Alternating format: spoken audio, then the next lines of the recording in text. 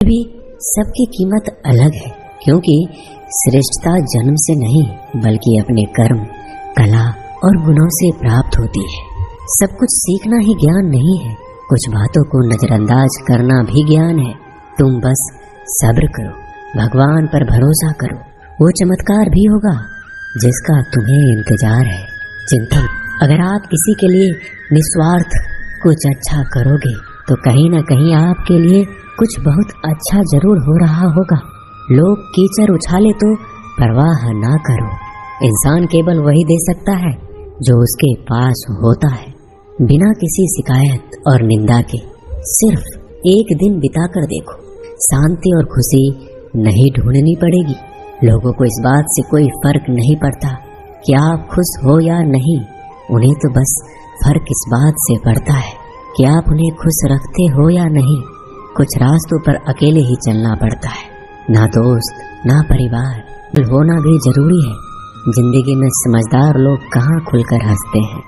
हमारे लिए कोई भी व्यक्ति कितना भी सुंदर या आकर्षित क्यों ना हो, लेकिन जीवन में आने के बाद मनुष्य हट जाता है। इसलिए कभी किसी को बार बार देखने को मन तरसता था, आज उसे देखने का मन नहीं करता है।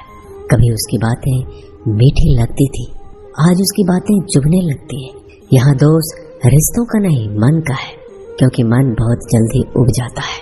जब तक वो नहीं मिलता तब तक उसके लिए वो सोना है, लेकिन जैसे ही मिल जाता है उसके लिए वो सब मिट्टी हो जाता है। जिंदगी बोझ तब लगती है जब हर कार्य को ये सोचकर करते हैं कि इसे मैं कर रहा हूँ, बल्कि ये सोचे कि ईश्वर इसे करा रहा है। जल्दबाजी में किया गया विश्वास और मेहनत के बिना लगाई गई आस, इन दोनों का परिणाम धोखा ही होता है। जब तक हमारे पास कुछ धन संपत्ति है, कुछ गुण है, कुछ योगा नियम है, नफरत का कोई अस्तित्व नहीं होता। वह केवल प्रेम की गैर हाजिरी का परिणाम है। त्याग के बिना कुछ भी पाना संभव नहीं है, क्योंकि एक सांस लेने के लिए पहली सांस छोड़नी पड़ती है। रात नहीं होगा तो सुबह का महत्व नहीं होगा, दुख के बादल नहीं आएंगे तो सुख का अनुभव ही नहीं होगा। जिस दिन आपने ये परवाह छोड़ दी कि लोग आपके बारे में क्या सोचते हैं, तो समझो उस दिन से आपने जिंदगी का आनंद लेना शुरू कर दिया है। तुम्हें खुद को तैयार करना होगा खुद की प्रगति के लिए। ये मुझे समझे, काश वो मुझे समझे, इसमें आधी उम्र निकल जाएगी। जिन्हें समझना होगा वो दूर रहकर भी साथ होगा, जिन्हें निभाना नहीं वह पास रहकर भी बहाने ढूंढेगा। अच्छा है कि खुद के प्रयासों से आगे बढ़ा जाए। स्वर्ग में सब कुछ है, लेकिन मौत नहीं, सब्र नहीं। हारना रोना कोई बड़ी बात नहीं। हर कोई हालात से हारता है और रोता है।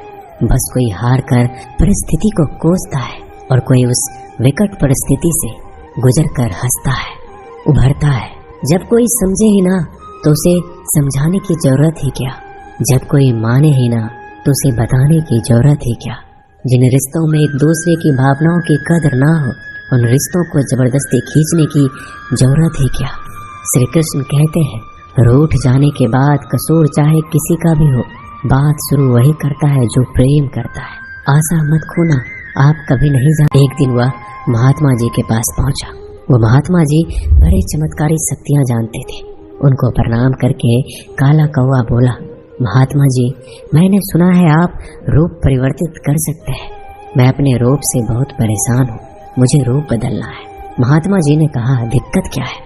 वो कौवा अपना दुख बताने लगा कि मैं काले रंग का हूँ, काले रंग से मुझे घिन आने लगी है। लोग मुझे देखते ही उड़ा देते हैं, अपनी नजरों के सामने रखना पसंद नहीं करते। कभी आपने देखा है किसी इंसान को कौवे को लाड़ प्यार करते? मुझे लगता है ये जो रूप है मेरा, मेरी खुशियों के आड़े आ रहा है, मुझे बदलना है। महात्मा जी ने कहा, ठीक है, तुमने क्या सोचा है, क्या बनना चाहते? कौवे ने कहा, मुझे हंस बनना है। महात्मा जी ने कहा, बस इतनी सी बात, अभी बना देता हूँ। लेकिन हंस बनने से पहले तुमसे कहूँगा कि एक बार हंस से जाकर मिल लो और पूछ लो क्या वो अपने जीवन से खुश है या नहीं। कौवे ने कहा, बात तो सही, सफेद रंग है। हंस ने कहा, तुमसे यह बेवकूफ भरी बातें किसने कह दी कि मैं खुश हूँ? सफेद रंग ही तो मेरे दुख का कारण है। कौवे ने कहा, सफेद रंग से क्या दिक्कत हो सकती है, इतना प्यारा रंग है, मुझे तो बड़ा अच्छा लगता है। हंस ने कहा, तुमने देखा है जब लोग मर जाते हैं, अर्थी उठाए जाते हैं तो अर्थी पर सफेद चादर ढकी होती है। ये भी कोई रंग है सफेद? मैं बड़ा परेशान हूँ, मुझे मौका मिले तो मैं अपना रूप बदल लूं। कौवे ने कहा, आप भी रूप बदलना चाहते हैं तो चलो एक महात्मा जी के पास। वैसे तो किसी का भी रूप बदल देते हैं, वैसे आप क्या बनना चाहते हैं? हंस ने कहा, मैं तोता बनना चाहता हूँ, क्योंकि तोते का शरीर कई रंगों से बना होता है। उसके बाद कौवा और हंस महात्मा जी के पास कहने लगे, हमें तोता बना दो। महात्मा जी ने कहा, ठीक है, मैं तुम दोनों को तोता बना देता हूँ, लेकिन पहले तोते से मिलकर आओ, क्या वो अपने जीवन से खुश है? दोनों तोते के पास गए, उसकी तारीफ करने लगे। तोता, तुम तो बड़े खुश रहते हो, बहुत से लोग तुम्हारी प्रशंसा करते हैं। तोते ने लोग पकड़ कर ले जाते हैं और अपने घरों में पिंजरों में कैद कर देते हैं, फिर बुलवाते हैं, मैं तो परेशान हो गया, लोगों ने मुझे अपने मनोरंजन का साधन बना लिया है, मुझे मौका मिले तो मैं रूप बदल लूं। ये दोनों एक दूसरे को देखने लगे। कौवा और हंस ने कहा, चलो भाई रूप बदल देंगे, एक महात्मा जी हैं, वो हमारा रूप बदल देंगे।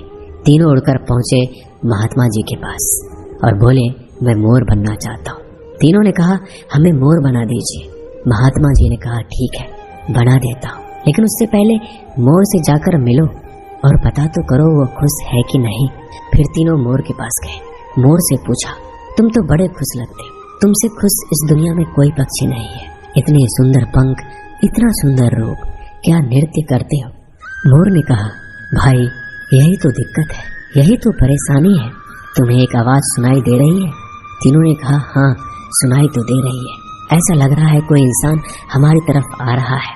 मोर ने कहा, यहाँ खतरा है, उड़ जाओ। ये तीनों उड़ गए और मोर वहीं रह गया। एक तीर आया और मोर को लग गया।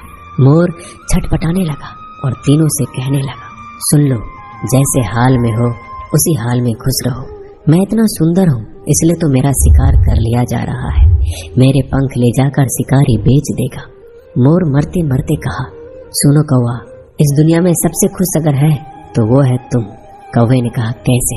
मोर ने कहा, तुमने सुना है कभी, और तुम्हारा शिकार भी नहीं करता, तुम बहुत सुरक्षित हो, तुमसे किसी का कोई मतलब नहीं, तो अपने हाल में खुश रहो। लेकिन दिक्कत यह है कि तुम दूसरों से तुलना करने लगते हो और दुखी हो जाते हो। ये कहानी इन पक्षियों की नहीं, हमारी है। हम जिस हाल में हैं हमें खुश रहना सीख लेना चाहिए। अगर तुलना करते रहोगे तो तुलना का कोई अंत नहीं होता, तुलना हमारे सुखों का अंत कर देती है। याद रखना कि सूर्य और चंद्रमा दोनों का अपना महत्व है, लेकिन तुलना नहीं की जा सकती। दोनों में से जिसका समय आता है वो तभी चमकता है।